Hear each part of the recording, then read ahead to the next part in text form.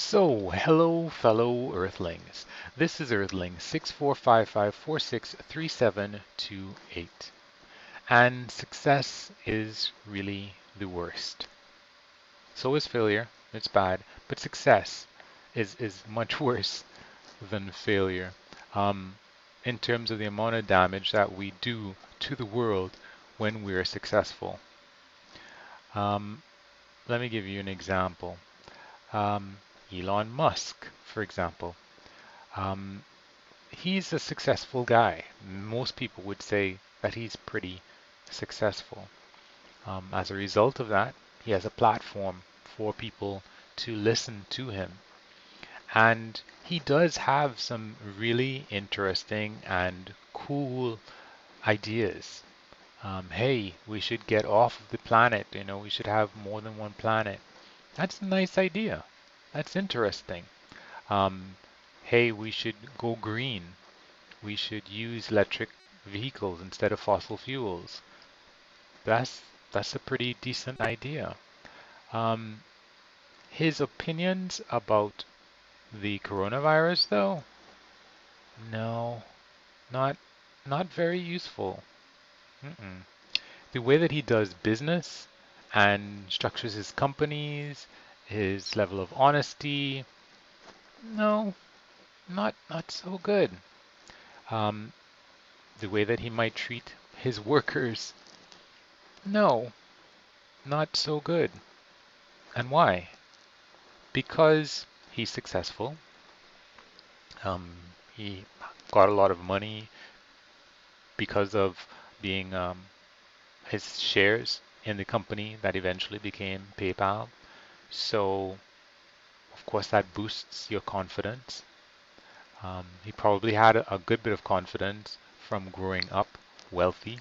If you listen to these common sense skeptic, for example, they'll tell you that both of his sides of his family were not um, hard up for cash. I mean, at different points in their lives, yes, they might have had problems like when his mother broke up. I don't want to get too much onto Elon Musk, but my whole point is success boosts people's confidence and it also gains them attention. And people start listening to what they have to say.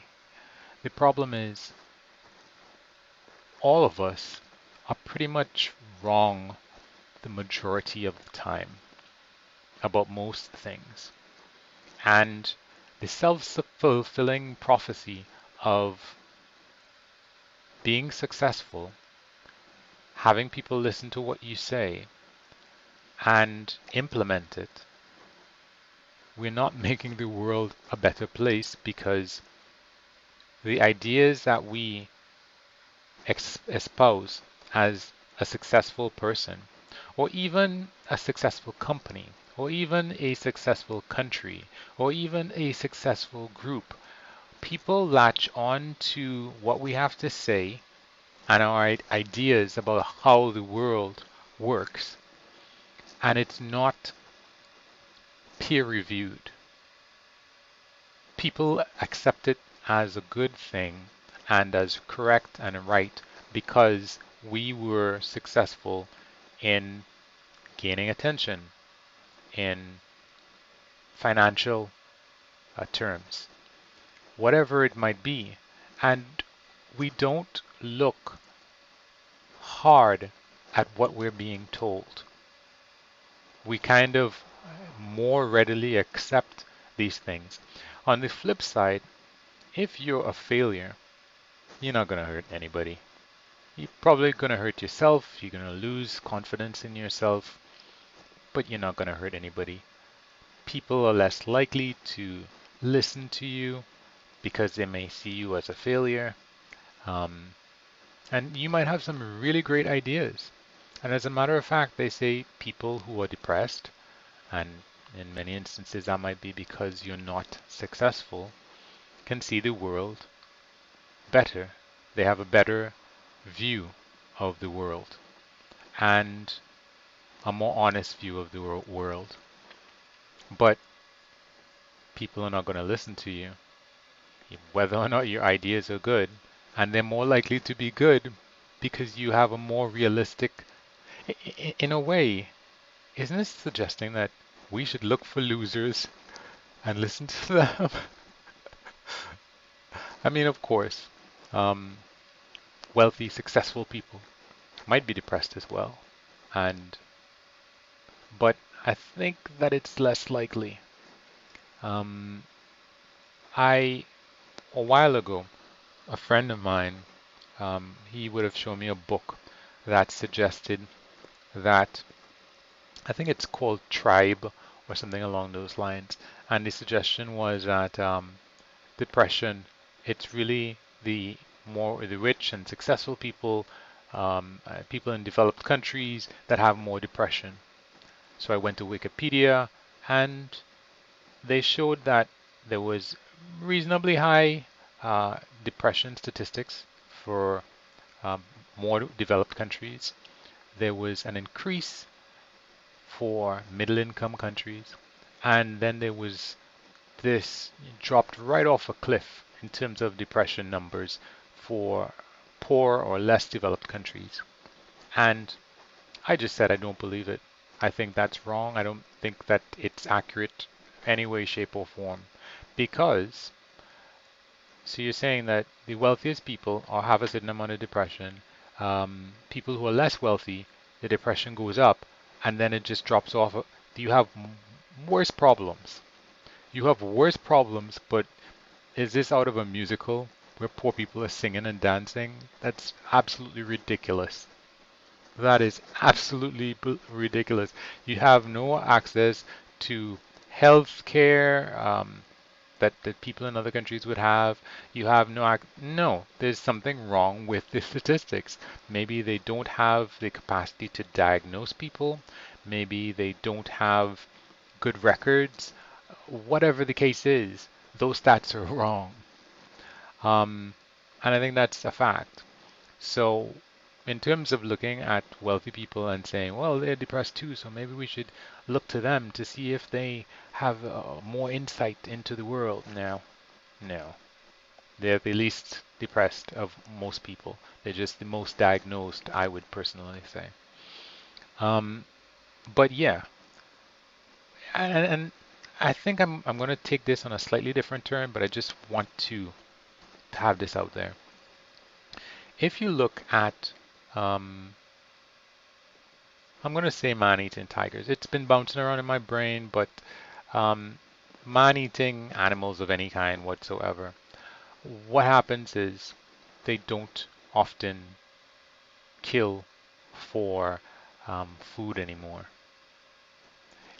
We are so weak in terms of prey and so easily accessible that they just killing for kicks. And that's success. For them, they've hit the jackpot. Look at all this food that we can just play with. Let's go down to the creek and kill some people and eat them and whatever else. That's success. You've found success. And what happens with that? Well, you probably will kill as much as you can, just like human beings drove all these different animals to extinction. Did that help the animals? No, because they're extinct. Did that help us? No, because they're gone. We didn't manage them, they're gone. So clearly, success in that instance is the worst. Um, in terms of, if I wanted to give another example, um, what am I thinking of?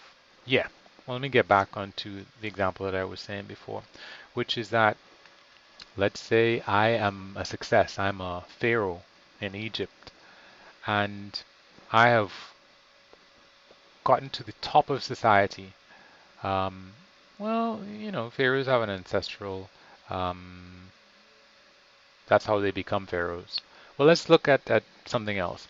I used to listen to, I took a class on Chinese history a long time ago. Um, and one of the things that I took away from it was that there would be a dynasty, there would be an uprising because things were going badly. Um, Maybe the peasants, somebody would arise from nothing and become the new emperor. Then they would have a dynasty of their own for a while, and then that one would be overthrown over and over and over. And of course, we have Animal Farm where the pigs and the other animals, they overthrow the farmer, and then the pigs become the farmer, and they take over. Clearly, success didn't stop or maintain any kind of good system. You had success in terms of overthrowing the last guy. People like you for a while. You establish your power, and then you start coming up with stupid ideas like Mao did. I think it's Mao, with respect to the Chinese people and communism and having all these people starve to death while you are exporting their food. Basically, success makes us as human beings. It separates us and it can turn us into monsters. And I think based on how Elon Musk is supposed to treated his other business partners in terms of people that he found at different companies, and then throughout those companies got rid of them. His successes and the whole idea that he has that these companies can't survive without me. That's not helping the companies because, as we keep hearing, um, Tesla almost went bankrupt so many different times. Probably might still. Um, SpaceX almost went bankrupt so many times, and it probably might still. But failure, failure at the right time is probably one of the best things that you can have. And we need to never, ever completely lose sight of failure. Failure is why, to an extent, democracy works. Because you can fail. You don't have this, oh, well, I'll be president tomorrow, and the day after that, and the day after that. That lack of possibility of failure is what makes dictators and emperors so horrible. And yeah, I don't know if I'm going to put this piece out. I think I feel like I'm just flopping all over the place. It's funny because sometimes I listen to these pieces and then I think to myself, hey, that doesn't sound that bad. You know? I don't know why in the middle of it you just seem to have lost your confidence, Earthling.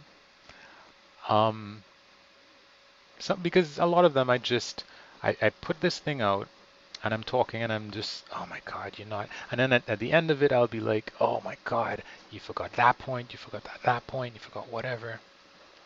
You know what? Just for the reason that I have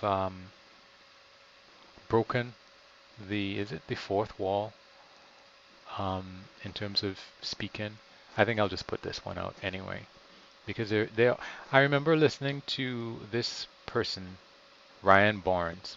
It's a detransitioned trans male.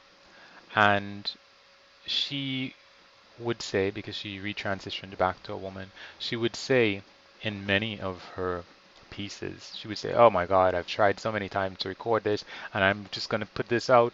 And I'm like, I would have been interested in hearing some of those failed attempts, some of those flubs, some of those, what do they call those, bloopers? I don't need necessarily a blooper reel, but yeah, I'll put this one out because um, it just might be something that I would have been interested in hearing regardless. But at the end of the day, my point is, and I may try again, a couple days, weeks, whatever from now to try to say what I want to say again. And hopefully, based on this attempt, my previous attempt, and whatever else I might think in the interim, I might feel confident in the way. And that's the funny thing, right? I could easily feel very confident in something that's just junk, right? And then something that's a masterpiece, I could feel badly about it. But that's how it is. And that's the thing about success, right? Success builds your confidence and you feel, hey, I can put this out. It's junk. It's junk. And based on your successes, you feel like it is you've lost touch with reality is what success does, right? And if you fail or you feel that you fail or you don't have people to boost your confidence for whatever reason, you're closer to reality. You're more likely to be on the right track about where things actually stand. And of course, it's in the eye of the beholder and all this other stuff. But yeah, success really sucks. You need to mix in some failures. Definitely, I was talking about that with respect to Steve Jobs. And I went looking um, more into a book that was written, I think it was To Pixar and Beyond. And I don't like to read books unless I can find them on YouTube for free. So in lieu of that, what I would do is simply listen to a lecture that this person had about their book. And wow, wow, wow.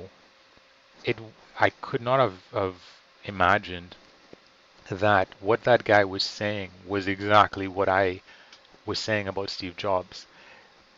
When he met him and he helped him to turn Pixar into something real, something special, it was not, oh, it's Steve Jobs, he called me. No, no, no, no, no.